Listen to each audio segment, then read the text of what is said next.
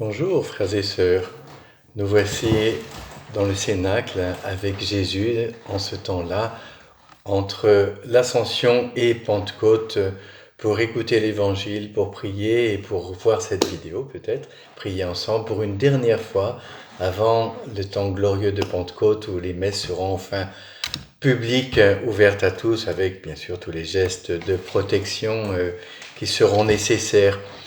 L'Évangile commence ainsi. En ce temps-là, Jésus leva les yeux au ciel et dit, « Père, l'heure est venue, glorifie ton Fils, afin que ton Fils te glorifie. » En ce temps-là, frères et sœurs, il s'agit de quoi ce temps-là? Eh bien, c'est justement quelques heures avant de commencer la Passion, où Jésus s'offre entièrement au Père. C'est une prière que Jésus fait. C'est même sa prière, on pourrait dire son testament de vie qu'il offre au Père.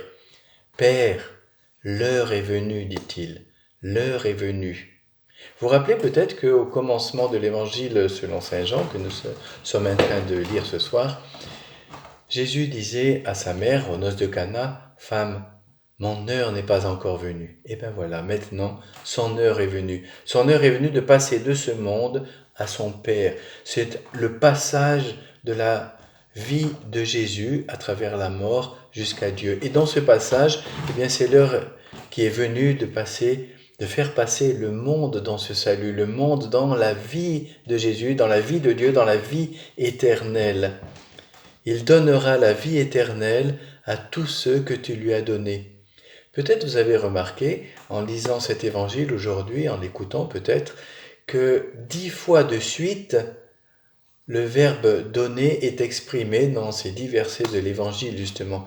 En fait, on dirait que c'est comme une danse magnifique entre le Père et le Fils, entre le Père, le Fils et les apôtres.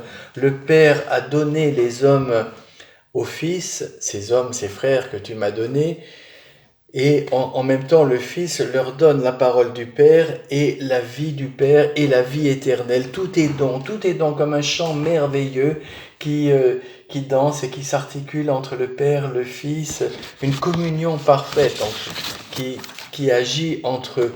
Et cette communion est tellement grande que le Fils dit « Tout ce qui est à moi est à toi, Père, et tout ce qui est à toi est à moi. » On est dans le summum de la communion divine qui va jaillir maintenant sur les apôtres pour les maintenir dans cette communion de vie, dans cette confiance, dans cette estime, dans cet amour réciproque. Et cette communion, elle s'origine justement dans le don divin du Père et du Fils, et elle devient glorieuse. Là encore, Jésus parle de la gloire de Dieu. 6 fois de suite, il va le dire. « Glorifie ton Fils afin que ton Fils te glorifie. Je l'ai glorifié. Glorifie-moi de la gloire que j'avais. Je me glorifie en eux, c'est-à-dire dans les disciples. » C'est pas rien. Jésus se glorifie dans ses disciples.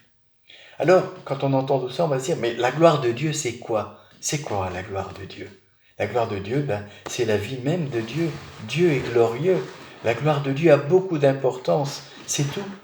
C'est plus majestueux que tout l'univers, la gloire de Dieu. C'est Dieu qui remplit tout. Chaque atome de l'univers, chaque quark de l'univers est empli de la gloire de Dieu. Et en même temps, l'univers tout entier ne peut pas contenir cette gloire. Pas cette gloire, c'est son amour. C'est un amour fou, c'est un amour qu'on ne peut pas imaginer, plus grand que tout. Et qui est dans nos cœurs, par la gloire même de Jésus qui le fait descendre en nous-mêmes. Et cette gloire de Dieu, elle s'est manifestée tout au long de la vie de Jésus comme un témoignage de l'œuvre d'amour du Père. Et elle resplendit magnifiquement au moment, bien sûr, de la résurrection de Jésus et de son exaltation à la droite du Père, c'est-à-dire quand il s'est assis à la droite du Père à l'ascension. Cette gloire de Dieu, Jésus la partage et la donne à ses apôtres qui deviennent croyants. Il dit dans sa prière, « Ils ont cru que tu m'as envoyé. Ils te connaissent, toi, le seul vrai Dieu, et celui que tu as envoyé, Jésus-Christ. » C'est la foi. Ils ont cru, c'est la foi. La foi, c'est l'œuvre de Dieu. Et en même temps, la foi, c'est comme une étincelle de paradis qui est ancrée au fond de nos âmes et qui nous fait avancer dans la paix, qui nous fait avancer dans la consolation au milieu des turbulences de ce monde, au milieu de tout ce que l'on peut rencontrer, de facile ou de difficile, dans l'amour et dans la fraternité. C'est la prière même de Jésus, il vient de le dire, « Père, je prie pour eux ». Frères et sœurs bien-aimés, vous vous rendez compte de ça? Jésus prie pour nous.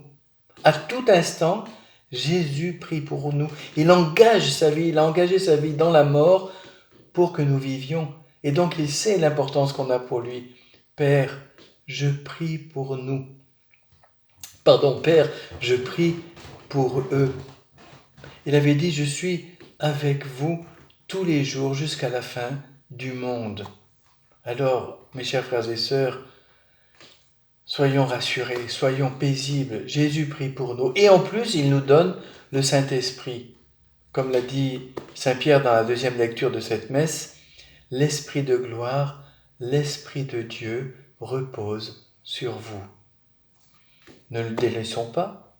Ouvrons grandes nos âmes pour l'accueillir, pour demeurer dans la prière de Jésus, dans la beauté et dans la grandeur de la gloire de Dieu, et bien sûr, dans la connaissance de Dieu, dans les paroles de Dieu, et demeurer dans l'amour vrai de Dieu, dans l'Esprit Saint.